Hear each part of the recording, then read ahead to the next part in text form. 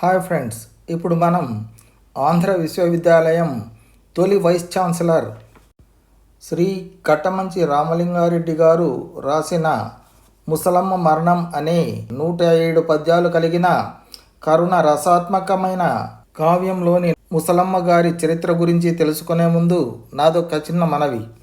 ఇంతవరకు ఎవరైనా నా ఛానల్ సబ్స్క్రైబ్ చేసుకోకుంటే దయచేసి సబ్స్క్రైబ్ చేసుకోండి. వీడియో నచ్చితే లైక్ చేయండి, అలాగే షేర్ చేయండి. ఇక కథలోనికి వెళితే, విద్యానగరాన్ని బుక్కరాయల వారు పరిపాలిస్తూ ఉండగా అతని ప్రధాని అయిన చిక్కవడయరు శాలివాహన శకం 1286 క్రోధినామ సంవత్సరమునందు విద్యానగరానికి దక్షిణ భాగంలో ఉన్న నంద్యాల తాలూకాలో దేవరకొండ దగ్గర, అనగా ప్రస్తుతం అనంతపురం పట్టణానికి సమీపంలో ఉన్న బుక్కరాయ సముద్రం గ్రామ సమీపంలో ఉన్న దేవరకొండ దగ్గర ప్రవహిస్తున్న పండమేరు అని పిలువబడు పాండు నదిపై ఒక పెద్ద చెరువును నిర్మించాడు. వరద నీరు క్రిందికి పోవడానికి ఆ చెరువుకు రెండు వైపులా 2 మరవలు కట్టించాడు. తూర్పున ఉన్న మరవ వద్ద ఒక గ్రామాన్ని కట్టించి దానికి బుక్కరాయ సముద్రమని తన దొర పేరు, పడమటి మరవ దగ్గర మరొక గ్రామాన్ని కట్టించి దానికి అనంతసాగరము అని తమ దొరసాని పేరు పెట్టారు. ఈ అనంతసాగరమే నేడు జిల్లా కేంద్రమైన అనంతపురం. ఆ తరువాత కొన్నాళ్లకు భారీ వర్షాల మూలంగా బుక్కరాయ సముద్రం అధికంగా నిండి 2 మరవలు పట్టకుండా పారసాగాయి.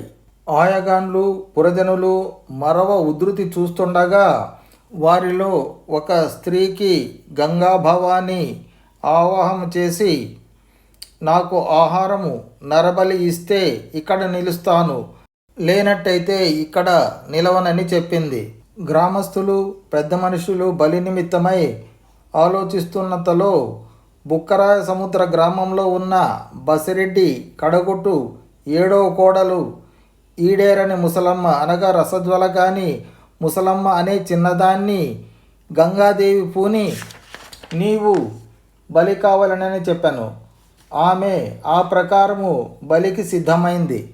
రాయభారం తూముకు 30 అడుగుల దూరంలో బుక్కరాయ సముద్రం చెరువుకు గండిపడి ఆ గండిలో నుండి నీరు ప్రవహిస్తుండగా బలికి సిద్ధమైన ఈడేరని ముసలమ్మ పసుపు కుంకుమ పెట్టుకొని ఉతికిన చీర కట్టుకొని ఇల్లు బయలుదేరి కట్ట మీదకు వచ్చి మామయ్యైన బసిరెడ్డి కాళ్లకు మ్రొక్కి పురజనులకు నమస్కారము చేసి, నాకు గంగా భవాని సెలవు అయినదని నేను బలి అయిపోతానని చెప్పి చెరగని చిరునవ్వుతో రాయభార తూమునకు 30 అడుగుల దూరంలో చెరువు కట్టకు పడిన గండిలోనికి ప్రవేశించి అక్కడే నిలిచిపోయింది. పైన మన్ను రాయి వేయగా కట్ట తెగే ప్రమాదం నిలిచిపోయింది. ఆ తరువాత బుక్కరాయ సముద్రం గ్రామ ప్రజలు ముసలమ్మపై తమకు గల భక్తిని చాటుకుంటూ చెరువు కట్టకు సమీపంలోనే ఒక గుడిని ఆమెకు నిర్మించారు. ఇప్పుడు మనం చూస్తున్నది ముసలమ్మ గారి దేవాలయం.